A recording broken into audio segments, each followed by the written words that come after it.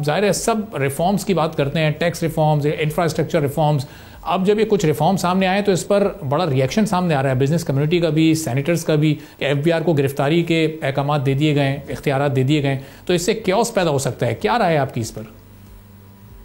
Sir बाप साहब, अगर मैं एक क्विक जायजा ये पेश करूं कि जो इस दफा का बजट है वो एक फिस्कल कंसोलिडेशन, जिसका मतलब है कि जो रेवेन्यू हुकूमत कमाएगी और जो खर्चा हुकूमत करेगी उसको 3.9% ऑफ जीडीपी पे लाने का है। लोगों की आसानी से समझने के लिए हम 7-8% के खसारे जो हैं वो कर रहे थे। अगर आप आज से चंद साल पहले जाएं, फिर 5.6% के इर्द गिर्द आए, और अब ये आईएमएफ की जो एंगेजमेंट है ये इसका एक खाकसाना है कि वो एक फिस्कल कंसोलिडेशन, और पाकिस्तान में भी सब कहते हैं ना, twin deficits is Pakistan problem. तो उसका एक तरीका तो ये था कि बहुत हेविली आप एक्सपेंडिचर साइड के रिफॉर्म्स करते। ऑब्वियसली मेरी ये ख्वाहिश है कि एक्सपेंडिचर साइड्स के जो रिफॉर्म्स हैं वो प्रेसिडेंस लें। हमने एक्सपेंडिचर साइड के रिफॉर्म्स को ऑस्टेरिटी की हद तक ज़रूर किया है इस बजट में। हमें एक बहुत बड़ा जो आप कहेंगे इम्पटस मिला है, वो पॉलिसी रेट जब 22 से 11% पे आया, तो जो 9,500 अरब पिछले बजट में अगर रखे गए थे इन टर्म्स ऑफ मार्कअप, वो नीचे आ गए 8,200 से। सो हमने कुछ काम किया है, किसी वक्त हम उस पर एक डिटेल गुफ्तगू कर लेंगे एक डिफरेंट अप्रोच से। अब revenue side is the other side, जिसको उठाने से, यानी कि आप अगर इस साल 10-10.25% ऑफ जीडीपी पे जा रहे हैं और अगले साल इसको और 10.5 पौने 11 पे ले जाना चाहते हैं और 14,130 अरब के हदफ पे जाना चाहते हैं, एक बात। सो आपको 2,000 अरब और चाहिए from where you stand today, right? आप इस साल 12,000 कर लें, आपने 2021 अरब आगे करना है। कुछ ऑटोनमस ग्रोथ से आएगा, 312 अरब के नए टैक्सेस हैं, पर बाकी 400 कहां से आएगा? हम हमेशा ये कहते हैं कि इन्फोर्समेंट जो है वहां से पैसे आने चाहिए, पर अगर आप पिछली एक दिहाई का पाकिस्तान का एक्सपीरियंस देखें तो जो इन्फोर्समेंट है that remains to be the weakest link. अब ये जो सारी गुफ्तगू आपने अभी की है, ये क्या है? पाकिस्तान में हर साइड पे, मतलब एक फिगर ऐसा है कि दिल दहला देने वाला है कि ये कहा जाता है कि कुछ एनालिसिस ये कहते हैं 7 ट्रिलियन 7,000 अरब का एक टैक्स गैप है। टैक्स गैप एक बड़ा ही कम understood and talked about issue है पाकिस्तान में। हमेशा बेस की बात होती है, रिटेलर को लाने की बात होती है। Tax gap is the following thing कि मैंने एक मुल्क में टैक्स लागू किए हुए हैं, पर जब मैं उसकी जाके कमाई करता हूं तो उसमें उस मुनासिबत से पैसे नहीं आते। अभी एक फिगर आपने देखा कि टॉप 1 से 5% लोगों का 1,000 अरब से ऊपर का गैप एफपीआर अथॉरिटीज ने खुद बताया। सो ये गैप इनकम टैक्स में भी है, चूंकि POS point of sales machines नहीं है। सेल्स टैक्स में तो एक बहुत बड़ा गैप बताया जाता है। कभी तो मैं वो फिगर ही देखता हूं तो हैरान हो जाता हूं। हमने रिटेलर्स पे 50 अरब कलेक्ट करने की कोशिश की एक नए टैक्स के निजाम में, वो भी नहीं कर सके। अब इन 3 चीजों से, और कस्टम साइड पे भी ये एग्जिस्ट करता है, तो इन 4 चीजों से आपको क्या पता चलता है कि जो टैक्सेस लागू हैं मुल्क में, उनमें एक बहुत बड़ा गैप है और उसको पूरा करना है। वो इन्फोर्समेंट मेजर्स के अलावा आ नहीं सकता।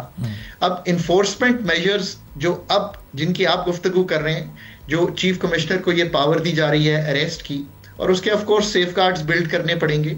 इसीलिए जो बजट की डिबेट है पार्लियामान में, वो इंपॉर्टेंट हो जाती है कि एग्जीक्यूटिव जो आपके पास लेकर आती है, आप उसका बगौर जायजा लेते हैं और कॉन्स्टिट्यूशन को कंसिडर करते हुए, फंडामेंटल राइट्स को कंसिडर करते हुए, बट ऑल्सो जो एक वर्ड है responsibilities of the tax paying citizen, या टैक्स पेइंग मैन्युफैक्चरिंग, या टैक्स पेइंग रिटेलर, या टैक्स पेइंग सर्विस इंडस्ट्री को कंसिडर करते हुए जो उसकी रिस्पॉन्सिबिलिटी है मुल्क में टैक्स देने की, उन सब को कंसिडर करते हुए आप उसमें इन बिल्ड करते हैं। चाहे आप कहें कि इसकी इजाजत जो है वजीर खजाना तक के लेवल पे लेनी पड़ेगी, या प्राइम मिनिस्टर के लेवल पे लेनी पड़ेगी, या जिस तरह भी कोई कमेटी के लेवल पे लेनी पड़ेगी, तो आप एक डिटरेंस करना चाह रहे हैं। वो मुझे याद है कि हम कहा करते थे कि लोग इतना डरते हैं टैक्स अथॉरिटीज से कि they are more fearful of tax authorities than they are of any other law enforcement agency.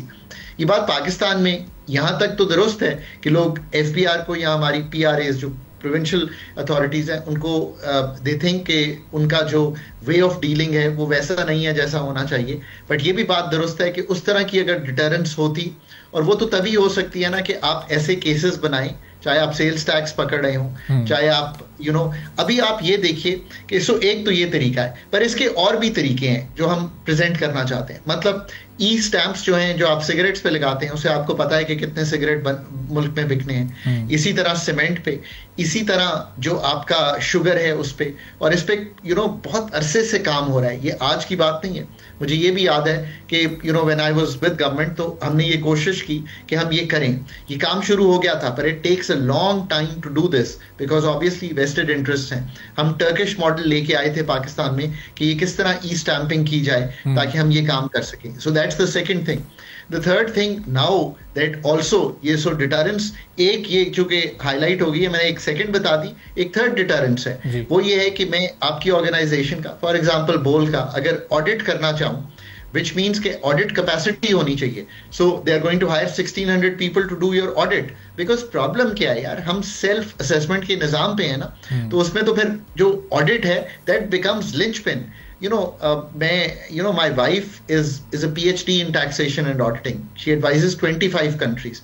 वो हमेशा मुझे पिछले कई अरसे से, एक दिहाई से ये कह रही है कि जिस मुल्क में भी सेल्फ ऑडिट का निजाम होता है उसमें जो 5% का ऑडिट है वो इतना अच्छा होना चाहिए कि बाकी 95% कंप्लाई करे। इस बात को समझिए।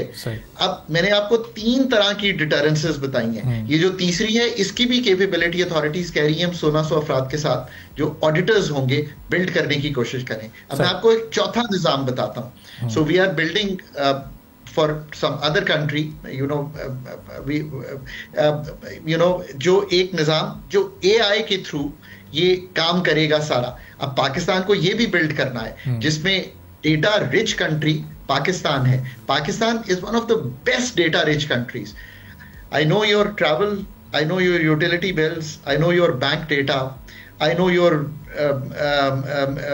Wealth, your wealth statement. कई मुल्कों में तो वेल्थ स्टेटमेंट ही नहीं होती। So I know your houses, I know your cars, I know your जायदाद जो आपको मुंतकिल हुई है। What is it about you that I don't no? I know your salary, I know the tax you are paying. अब तो I have to use, जिसे कहेंगे permutations and combinations. If you're paying the right bill, that's okay. I don't need to say anything. So I need to pre-populate your tax bill, which means कि एक bill आपके पास आएगा। So अब मैंने आपको 4 निजाम बताए हैं। डिटरेंस जो FPR को अगर वाकई ही क्रिएट करनी है मुल्क में, और 5% लोगों को ही तंग करना है और बाकियों को तंग नहीं करना, until unless a fraud is highlighted कि कहीं से चोरी हो रही है। सब्सक्राइब करें और बेल दबाएं ताकि कोई खबर रह न जाए।